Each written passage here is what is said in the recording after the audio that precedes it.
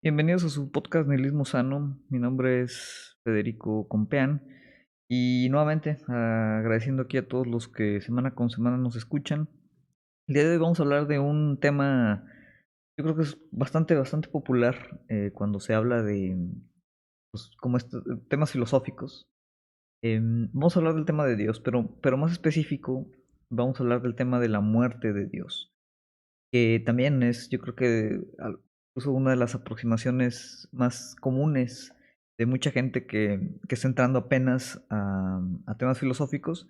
El concepto de Dios obviamente siempre está presente en muchas de estas discusiones y hablar de la muerte de Dios como que siempre tiene pues esa connotación como más atractiva, más controversial, ¿no? Incluso por lo que pues todas las diferentes series de interpretaciones con los que normalmente se toma esa frase. Vamos a explicar un poquito, obviamente, o inspirado en Nietzsche, que es no el único que ha declarado la muerte de Dios, pero posiblemente quien lo ha hecho de forma más popular. ¿Por qué hablar de la muerte de Dios? ¿Por qué aproximar este tema? ¿Por qué es importante platicarlo? Realmente no hay una razón específica. Durante las pasadas semanas estuve participando por ahí en un curso corto que se llamó Dos lecturas sobre la muerte de Dios. Lo impartió el filósofo y escritor de Washington Post, Fer Bustos. Da por ahí algunos cursos abiertos al público. Y bueno, fue una conversación interesante. No soy yo un experto en la obra de Nietzsche. Sin embargo, hay cosas ahí que yo creo que son importantes o vale la pena explorar, incluso si no hayamos nunca hecho esa aproximación al trabajo de Nietzsche, que definitivamente pues, es un filósofo importantísimo para pues, prácticamente mucho de lo que conocemos como filosofía contemporánea. Em, Ese es, digo, de ahí surge, obviamente, algunas ideas, algunas líneas que me gustaría que explorar. Y la otra razón es que la frase misma, ¿no? De la muerte de Dios o Dios está muerto, generalmente es una de las frases yo creo que más proclives a malinterpretarse. No que haya una sola interpretación cerrada, única y objetiva, pero claramente Nietzsche cuando la declaró pues se refería a algo muy específico. Y la intención aquí es platicar de, pues un poquito de ello, ¿no? ¿A qué refería Nietzsche? Y ahí explorar qué líneas de reflexión o de pensamiento nos puede llevar esta noción de la muerte de Dios. Para hablar de la muerte de Dios y hablar de la muerte de Dios a partir de Nietzsche, obviamente hay que tratar de poner sobre la mesa cuál es la función de Dios, ya sea ahorita o antes. Em, y lo platicábamos el episodio pasado, donde hablábamos de los tipos de conocimientos y hablábamos de que hay ciertos conocimientos, como lo que es la parte de los mitos y la parte del conocimiento espiritual o religioso, que parte de su función es ayudar a estructurar la forma en la que nosotros abordamos el mundo. Es decir, la función de Dios como concepto nos da una guía. Es, digamos, un faro, un vehículo, una brújula que nos orienta, no solo en términos morales, sino en general, ¿no? O sea, le da un sentido a la existencia, o más bien explicamos la existencia a través de lo que pues ese Dios representa. Em, Nietzsche obviamente se refiere en la muerte de Dios o lo aborda principalmente de la tradición judio-cristiana, donde sabemos hay un solo Dios. Previo a esa tradición y actualmente, digo, no es obviamente la única concepción o la única idea de Dios que existe. En la parte, por ejemplo, de las tragedias, que también Nietzsche en su libro El nacimiento de la tragedia lo aborda, pues, en la época de los griegos el panteón de dioses pues era muy distinto, ¿no? Eran múltiples para empezar, eran obviamente dioses pues muy apasionados, con obviamente su cualidad divina, pero muy identificables con nociones humanas de comportamiento. Pero igual, ¿no? De la misma manera, en esa época, pues servían también para estructurar, para tratar de explicar, para tirar una narrativa de cómo funciona, cómo se estructura el mundo. Y obviamente dentro de esa estructuración, dentro de esa narrativa, pues se estructuran también valores, se estructuran ciertos códigos morales, ciertos presupuestos éticos, ciertas condiciones que en un contexto particular, en un momento particular, pues determinan ciertos parámetros de comportamiento. Obviamente hay una mezcla ahí cultural muy importante, ¿no? De cuestiones de ese tipo, pero yo creo que podríamos estar de acuerdo que cuando conceptualizamos una idea de Dios, una idea de divinidad, pues obviamente está ligada normalmente con una distinción o una idea de qué está bien o qué está mal, qué es verdad y qué es falso, qué es correcto y qué es incorrecto, digo, por tratar de operar aquí en los típicos binarios con los que normalmente hacemos esta serie de reflexiones. Yendo al Dios judío-cristiano, o a la tradición judío-cristiana en sí, sabemos, ¿no? Digo, especialmente aquí en México, que eh, pues somos una nación eminentemente católica. Todo eso viene de la conquista de España y todo ese show. Em, y aunque ahorita tal vez, como en yo creo que el resto del mundo, la práctica religiosa misma ha ido en declive, pues hay una cierta identificación cultural de nosotros mexicanos con la idea del Dios cristiano, ¿no? Este Dios único, eh, esta Trinidad, ¿no? Del Espíritu Santo, el Hijo y el Padre, y todo lo que viene con ellos, ¿no? El Dios judío cristiano obviamente tiene muy claro la distinción entre bien y el mal. Hay una serie de mandamientos, hay una serie de enseñanzas y hay un libro completo del que derivan, ¿no? Interpretaciones hermenéuticas, pero de dónde se parte para pues determinar cuáles son cualidades importantes o positivas de la enseñanza, ¿no? De la doctrina de Dios, tanto en el Antiguo Testamento como en el Nuevo Testamento, de la boca de Jesús y los evangelios. Y Nietzsche esto obviamente lo aproxima. Para los que no están familiarizados con la filosofía de Nietzsche, pues es una filosofía que hasta cierto punto podríamos considerar tal vez vital, y de una otra manera reniega o rechaza todo lo que él interpreta como pues estas cuestiones en donde el hombre entra como en un estado de servitud, ¿no? En un estado de esclavitud, tal cual lo menciona. Y para él, el cristianismo, pues es un ejemplo contextual, histórico, muy claro de ese tipo de circunstancias de esclavitud, ¿no? ¿Por qué? Porque es una religión donde obviamente se prometen, como muchas otras, hay una esperanza después de la muerte de si uno fue humilde, uno sufrió, uno sirvió a los demás, uno puso la otra mejilla, o sea, como todas estas cuestiones que obviamente Nietzsche asocia con esta moralidad de esclavo, y eso pues se te va a recompensar en otra vida, ¿no? Nietzsche está totalmente en contra de esto. Eh, no, otra vez, yo no he leído la obra de Nietzsche de forma exhaustiva, no soy experto en esa parte, pero pues de ahí parte obviamente mucho de su aproximación hacia Dios, ¿no? Y obviamente él dice, bueno, esa moralidad de esclavo que viene o se ejemplifica de forma tan clara en lo que es la tradición judío-cristiana, pues es algo que él está en contra, no trata de quebrar. Y lo hace básicamente argumentando a través, y esta frase es como el punchline, ¿no? De ese argumento, que Dios está muerto.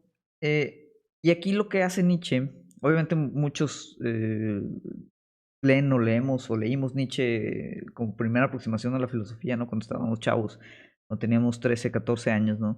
Y pues de repente lees eso, ¿no? El filósofo que dijo que Dios está muerto y tu mamá te está obligando a ir a misa y pues te sientes como muy rebelde, ¿no? O sea, te da esa noción así de ese ateísmo militante, medio miope, que de repente también se puso muy de moda entre los cientificistas, ¿no? De decir, yo soy ateo, Nietzsche dijo que Dios está muerto y nosotros lo hemos matado y qué bueno que está muerto y tal, ¿no?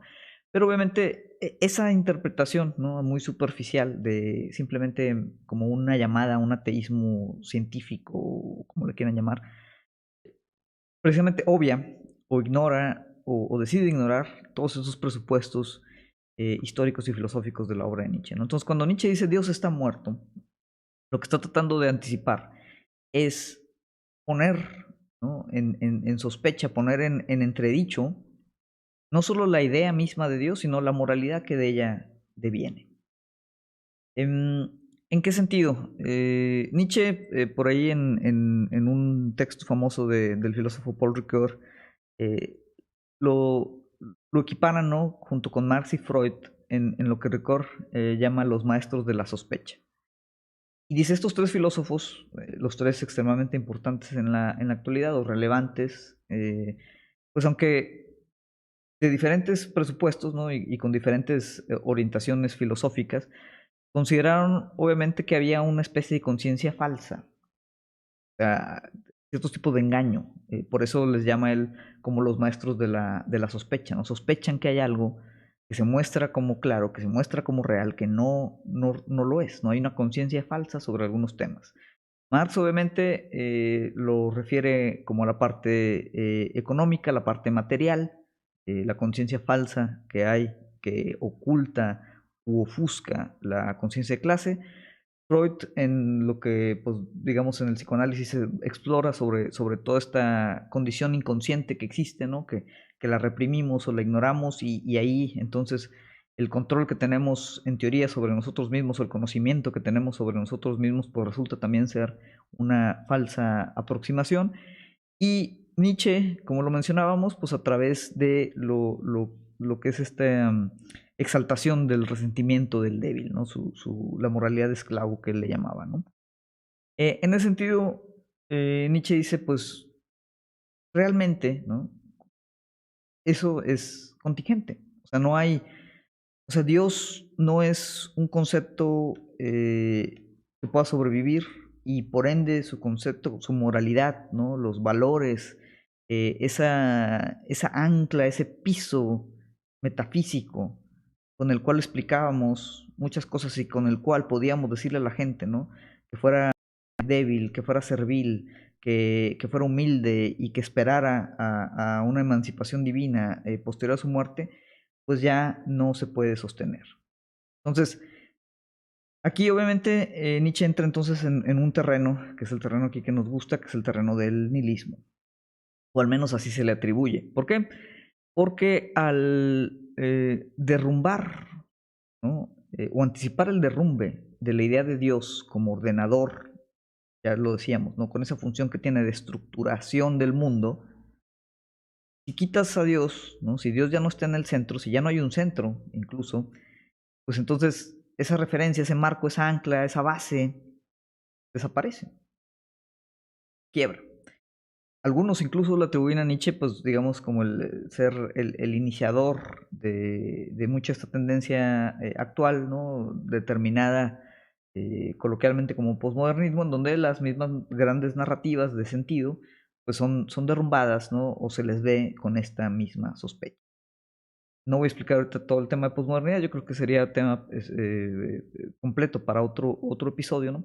Pero Nietzsche, bueno, tiene como esta atribución, ¿no? Tiene por ahí también un aforismo muy famoso donde dice que no hay hechos, solo interpretaciones, y ahí es donde entonces empieza como a dinamitar todo lo que pues, eh, desde teología judeocristiana parecería que era sólido y firme, y dice, bueno, todo eso es contingente.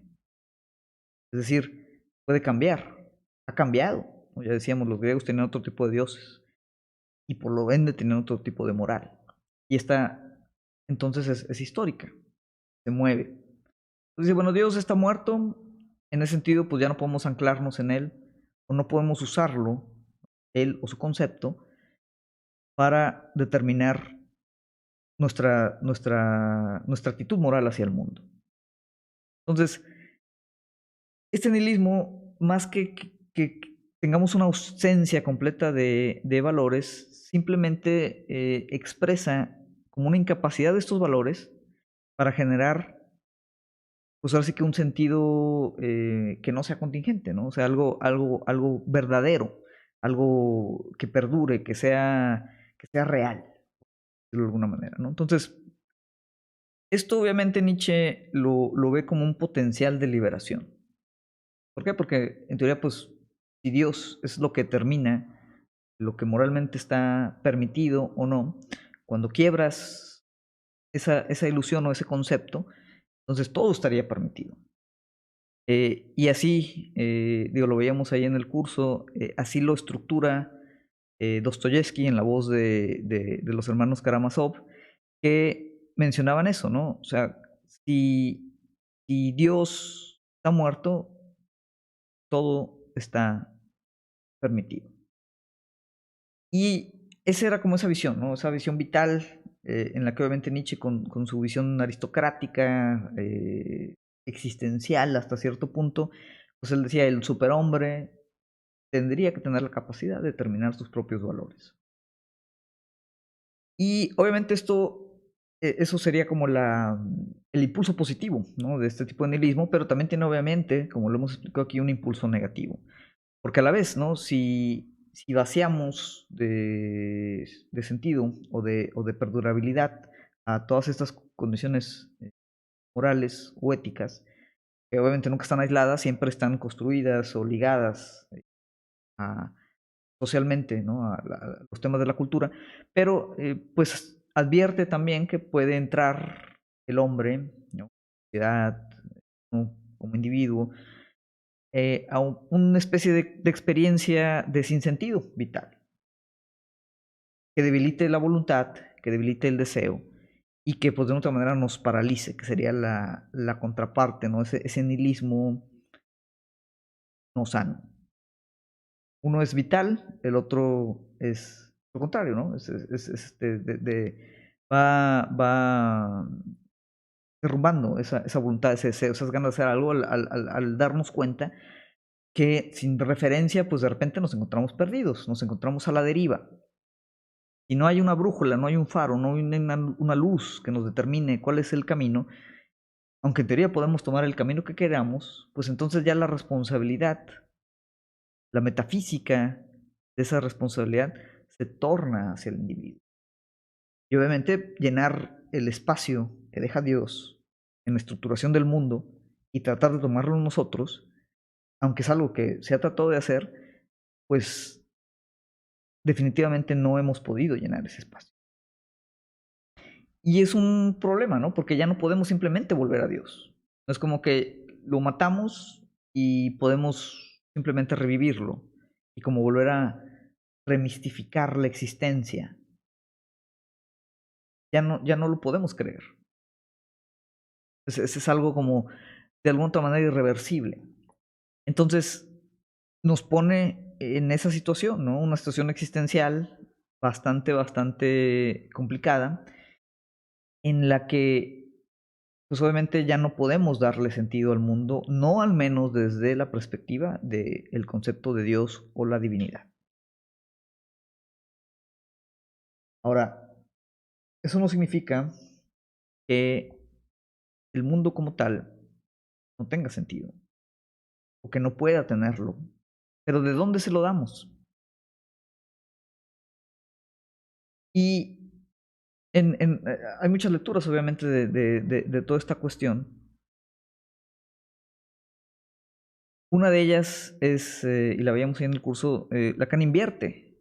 Por ejemplo, esta frase de Iván Karamazov, para tratar de subrayar que sin la función desempeñada por Dios en la vida humana, entonces es al revés. No es que ya todo esté permitido, es que ya nada está permitido.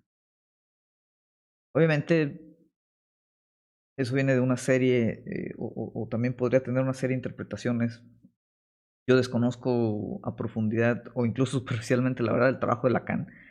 No me gustaría aquí tratar de decir exactamente qué es lo que refiere Lacan con esto, pero podemos plantear ciertas alternativas que contrapongan, ¿no?, esa frase de que con la muerte de Dios todo está permitido.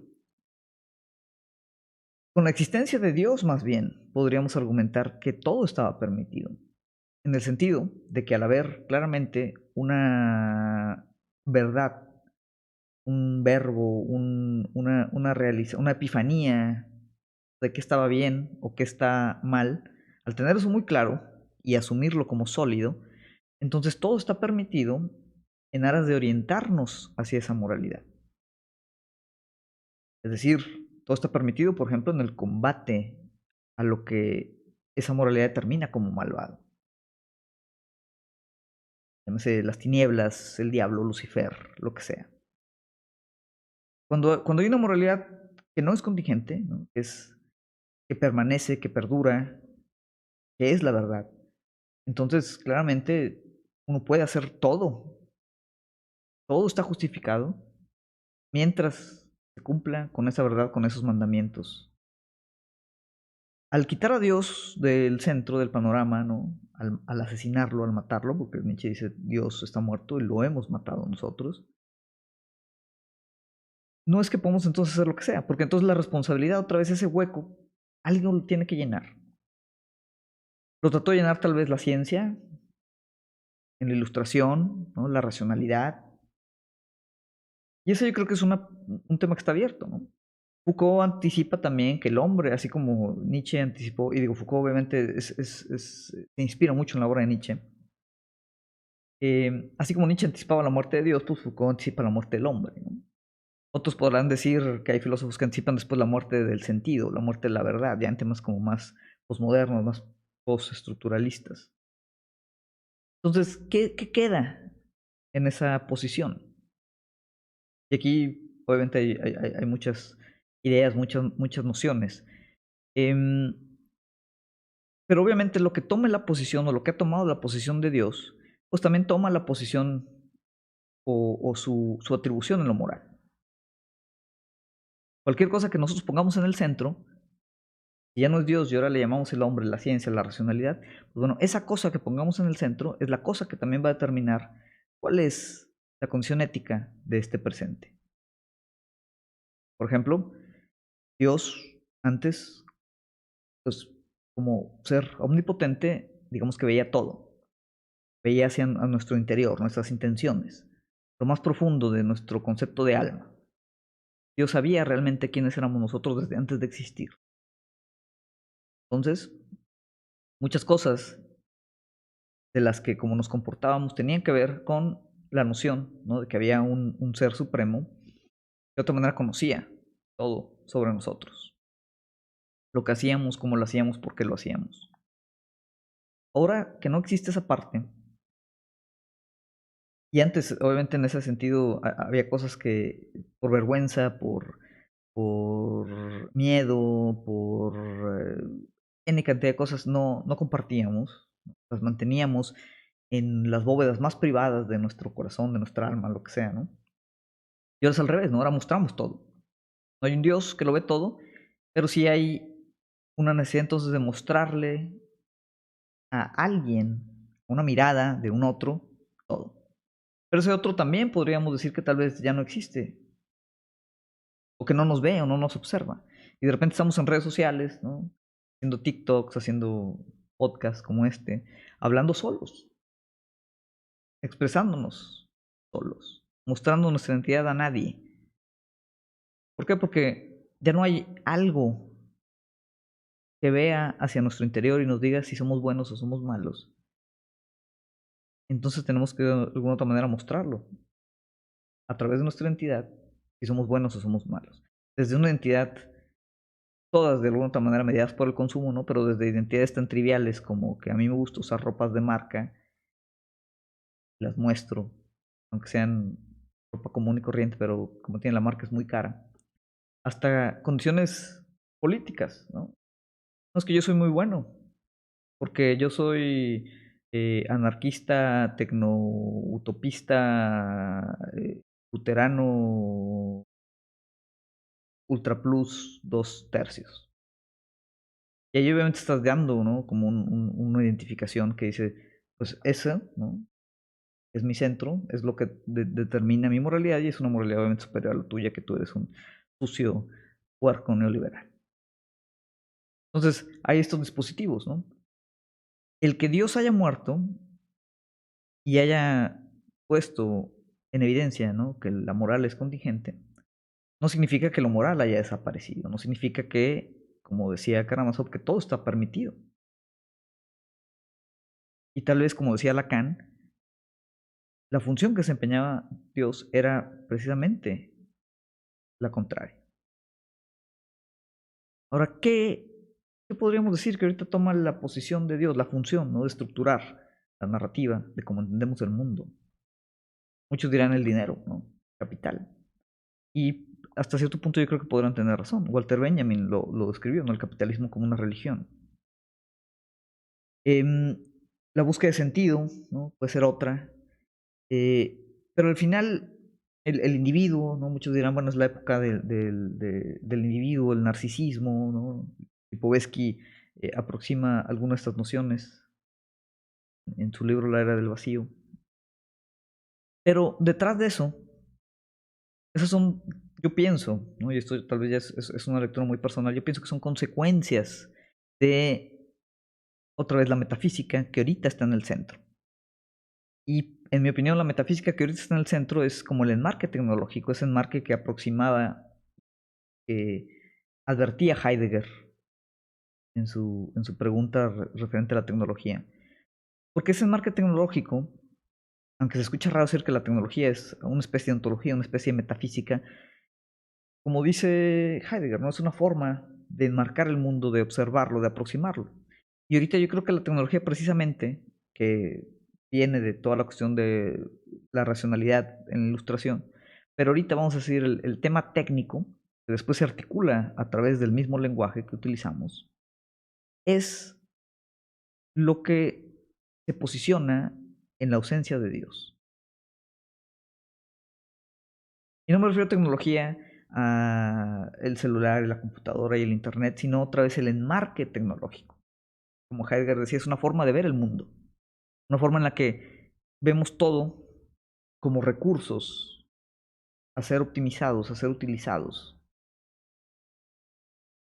Y eso obviamente, ¿no? Lleva a una potencialización de lo técnico que después se articula o se justifica, y ahora sí como a nivel político, en, por ejemplo, el capitalismo tardío, neoliberal, como le quieran llamar. Pero previo a eso hay una metafísica de racionalidad, ¿no? De optimización, de que nosotros, como seres racionales, tenemos que aproximar el mundo como si fuera un recurso a ser utilizado. Y eso crea ciertas condiciones morales también. Byung-Chul Han lo aproximaba también. Él decía, bueno, el mundo que describía Foucault ya no es tal cual, ya no hay una sociedad de disciplinas, disciplinaria. Ahora hay una de rendimiento. Una es negativa, la otra es positiva. Hoy lo que está prohibido es la prohibición misma. Es el tú debes de antes contra el tú puedes de ahora. Y ese tú puedes es también una presión moral que también genera cierta condición de culpa, ¿no? Que la culpa, pues al final es como este mecanismo moralizador. Dices, yo hago algo mal y me siento culpable, ¿no? Antes era, tienes prohibido hacer esto. Y si lo haces, te vas a sentir culpable. Ahora es, no tienes prohibido nada, tú puedes hacer lo que quieras. Y si no haces todo lo que puedas, todo lo que quieras, si no aproximas, explotas ese goce a través del consumo, tu autoproducción, mostrar todo, te vas a sentir culpable también, porque podrías siempre ser más productivo, podrías siempre estar expresándote más, podrías siempre estar consumiendo más, estar disfrutando más de la vida, estar aprovechando más toda la gama de cosas que están en el mundo para aprovechar. Y ese es el enmarque ontológico de la técnica. que obviamente se articula a través del lenguaje, ¿no? Y hay algunos filósofos que lo aproximan así. Entonces, ese sentimiento de culpa se va manifestando hoy como esa deuda que tenemos hacia lo que podemos gozar, a todas esas condiciones posibles y que no son solo posibles, sino que son casi obligatorias. Y quien no hace ese goce, que no lo ejerce, que no lo aprovecha, pues lo invade la culpa.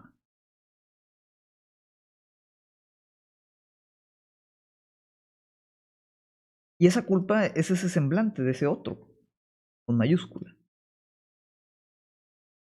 Y cuando el otro es eliminado, ¿no? Porque todo es lo mismo, todo es homogéneo, y no hablamos realmente con nadie, pues entonces la culpa tiene que venir de un concepto de Dios o de lo que está en esa posición ahora, que es precisamente pues este enmarque tecnológico.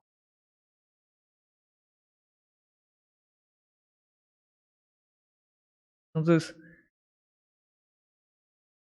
yo creo que da para mucho el tema. Hay muchas reflexiones que pueden surgir de aquí. Em, Precisamente una de ellas, pues, es ¿qué otra cosa podría ahora sustituir a este enmarque técnico? Que me parece, y otra vez eso también es una noción mía, que este enmarque tecnológico es la metafísica de este mundo, pero que como hemos dicho en unos textos en otros lados, pues es un mundo que está llegando a su fin.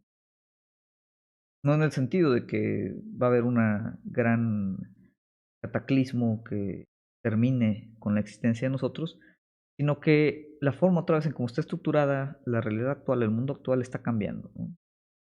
En un periodo de transición. Sí hay obviamente riesgos de cataclismo, está la crisis climática, pero otra vez, esta metafísica que articula, ¿no? Desde la modernidad, esta época propiamente todavía como modernidad, podríamos considerarla, con sus condiciones posmodernas, ¿no? Pero sí me parece que estamos transitando hacia el fin. Y hay posibilidades ahí, ¿no? En ese apocalipsis hay muchas posibilidades de recrear un nuevo mundo de forma distinta. Y ahí es donde dices, bueno, ¿qué sustituye al enmarque técnico, al lenguaje técnico en el centro? O si podemos soportar el no poner nada en ese centro. Que la historia nos ha dicho que posiblemente no. Pero, bueno, son cosas que habría que pensar, cosas que habría que reflexionar, son líneas, otra vez de reflexión filosófica. Eh, Digo, al menos a mí, pues, interesante explorar. Pero bueno, por hoy yo creo que sería todo. Cuando cerraríamos, gracias a todos los que nos escuchan, domingo con domingo. Bueno, el domingo es cuando grabamos, generalmente, o el sábado a veces. Pero bueno, semana con semana. Si es la primera vez que nos escuchan y les gusta el contenido, por favor compártanlo, denle like, ¿no? Alimenten ahí el monstruo sin fondo que es el algoritmo. Estamos obviamente en las plataformas principales de podcast, en iTunes, en podcast, en Spotify. Suscríbanse, denle review ahí, dile que está chido. Estamos en YouTube también. Y bueno, si me quieren poner en contacto conmigo, puede ser a través de sus canales o directamente ahí Fede Fiesta en Twitter, Fede Compián en Instagram. Sin más, pues los dejo por esta semana y nos vemos la siguiente.